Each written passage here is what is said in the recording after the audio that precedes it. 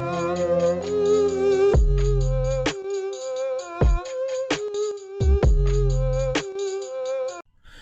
what is up, everybody? It's Jay the Great, and welcome back to another Naruto reaction video here today.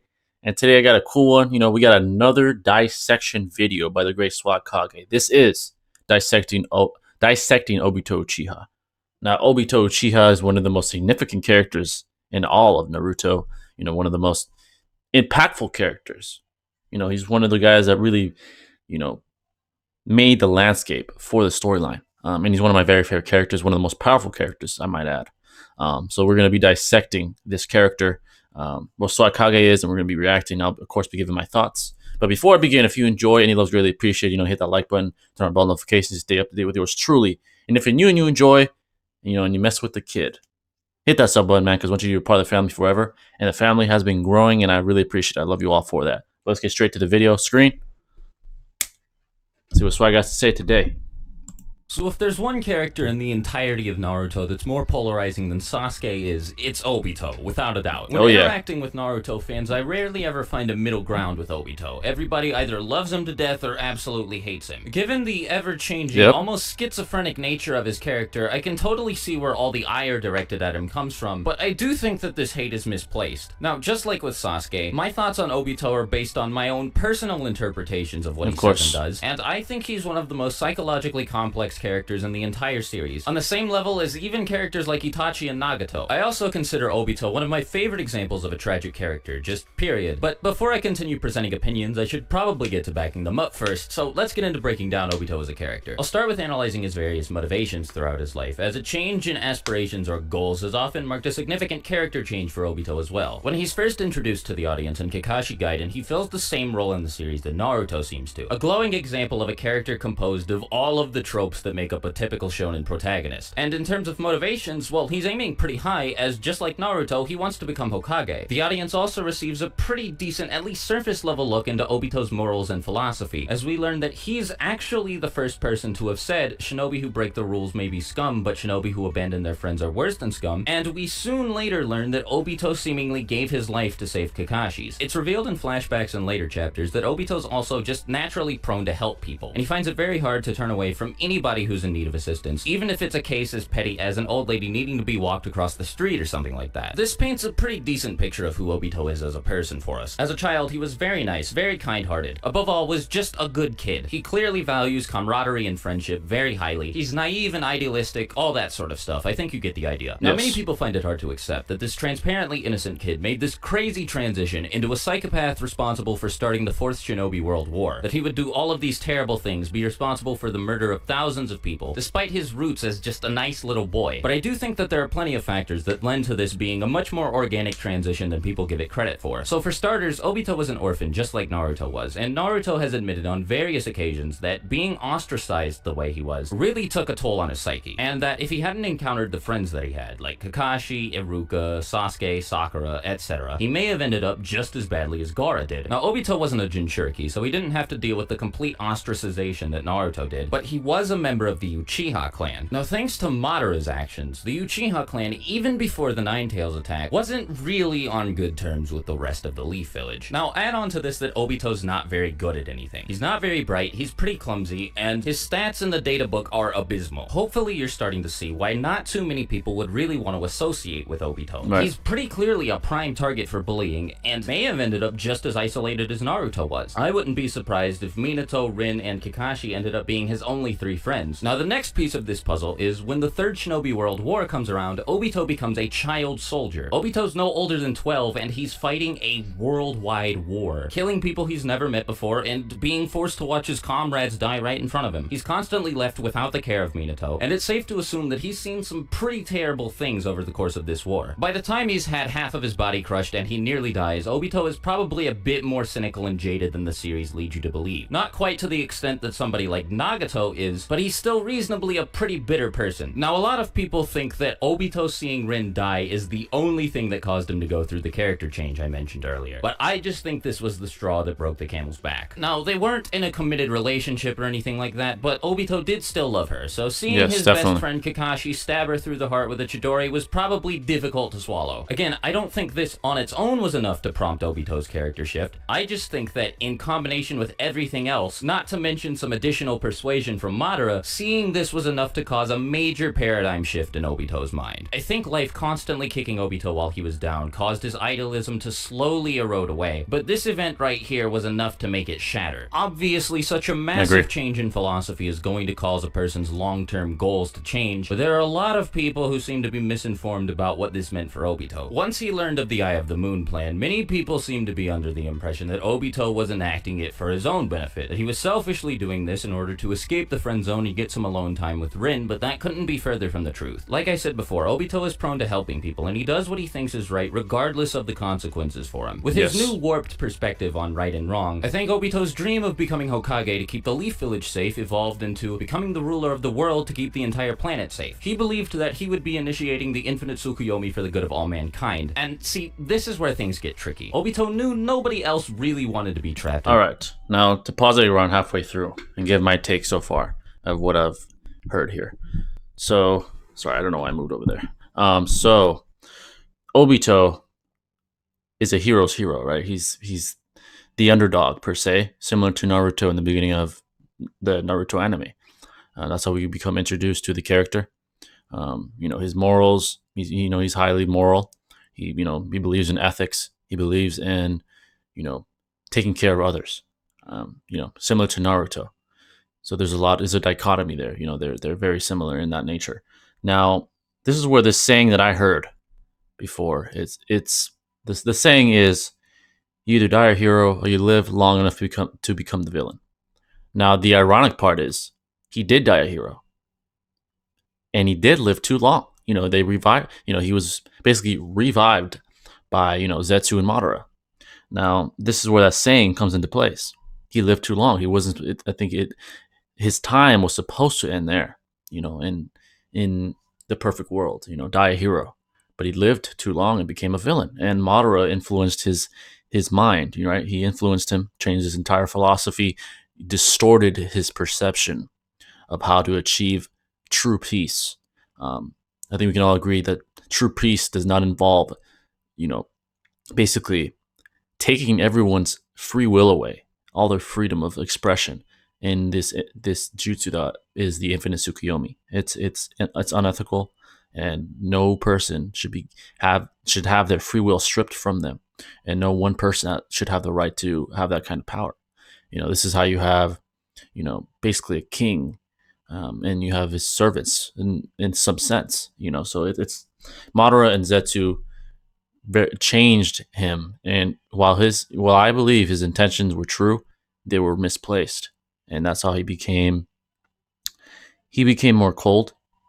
Obviously, he's very intelligent. He learned a lot from Madara, I believe, and he became extremely manipulative. He manipulated the Akatsuki into doing his bidding.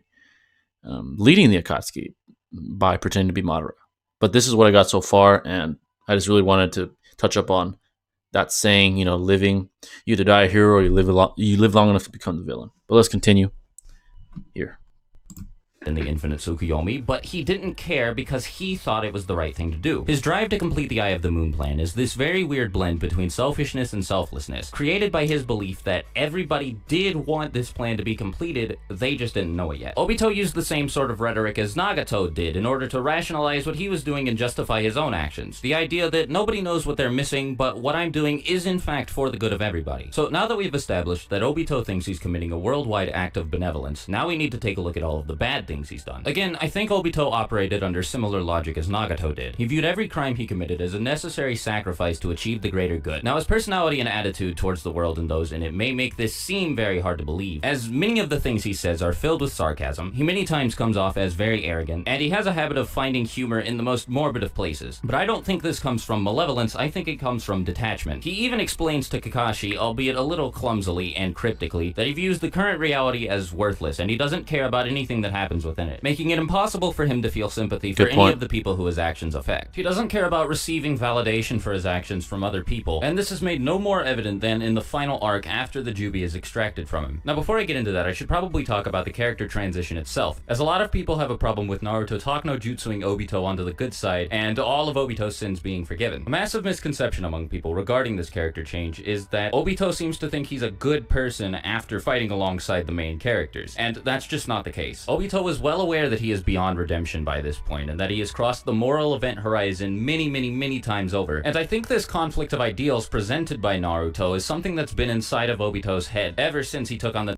name Mamoru Uchiha to begin with. By the time Madara found Obito, the kid had barely aged into his teens, and he was very easy to manipulate. He was a young kid, he was super impressionable, and by the time he attacked the Hidden Leaf Village, he wasn't much older. I think by the time he grew old and mature enough to start questioning many of the things he had done, he came to the conclusion that he was already too deep into all of this to turn back. Like I said, Obito had crossed the moral event horizon and knew there was absolutely no redemption for himself. And let's face it, for me and for any of you guys, coming to grips with the fact that you have been wrong about something of this magnitude and facing the consequences of it is not an easy thing to do. Not to mention, I think the Eye of the Moon plan gave Obito more of a sense of purpose than he'd ever had in the Hidden Leaf Village, as evidenced by the fact that he became more calm, more focused, he acted less rashly, less stubbornly, applied himself in a way that he felt would make a difference, and discovered that he's in fact incredibly smart, one of the smartest characters in the entire series in my opinion. I would imagine that a drive and a sense of purpose so intense that it heightened his capabilities would be really difficult to let go of. Not to mention, detaching himself from the rest of the world in order to become its Messiah allowed him to run away from all of his problems. He didn't have to think about any of the things that had emotionally bogged him down in the past, and whether he was consciously aware of this or not, it without a doubt made convincing him that what he was doing was wrong a whole lot harder. It's very obvious that Obito had doubts that he suppressed throughout the entire series, and I mean, he pretty much tells Kakashi all of this word for word. So when Naruto, who he sees as a living, breathing version of the younger Obito, brings all of these doubts to the forefront of his mind, it causes his will to waver. This is the only reason why Naruto and Sasuke are able to break through the Sword of Nunoboko, which is the physical embodiment of Obito's will. Naruto shatters his will and makes him accept all of the doubts that have been stirring in his mind for all this time, but this does not mean that Obito starts to think of himself as a good person. As a matter of fact, the first thing that he attempts to do is sacrifice himself to use the Rinne Rebirth Jutsu to bring back all of the people that he had killed before Madara uses Zetsu to hijack his body and force him to cast the Rinne Rebirth on him. If anything, I think that this is one of the most believable instances of talk no jutsu in the series, as Obito had pretty much always agreed with everything Naruto was saying. He just suppressed these beliefs in order to escape from everything that he had to deal with. When he can't use the Rinne Rebirth to atone for his sins, Obito decides that at the very least he owes it to the world to help Naruto, Sasuke, and everybody else save it from Madara and then thereafter Kaguya. Not because he feels like it'll help him in any way atone for everything he's done, but again because he feels like it's sort of an obligation. He knows that he is beyond redemption, as made evident by his conversation with Black Zetsu, that he has been used and thrown away by Madara, turned into a criminal and an enemy of the world, and has been left with absolutely nobody who loves or cares about him. And instead of attempting to justify or rectify anything he's done, Obito simply accepts this, and goes on to sacrifice himself to keep Naruto and Sasuke alive, before delivering one of the most powerful lines in the whole manga. He turns around and tells Naruto to become Hokage at all costs before disintegrating. Obito's character arc really is tragic. It's of a man who goes from an idealistic little kid who has a dream to become Hokage and the potential to do it as well, to a sociopathic S-ranked criminal with a god complex who just kind of wants to watch the world burn, to a defeated, reformed, hopeless villain who's forced to cope with everything that he's done to everybody up to this point. Kishimoto does kind of ruin the whole tragedy thing by having him go to ninja heaven and chill out with Rin, but let's ignore that, okay?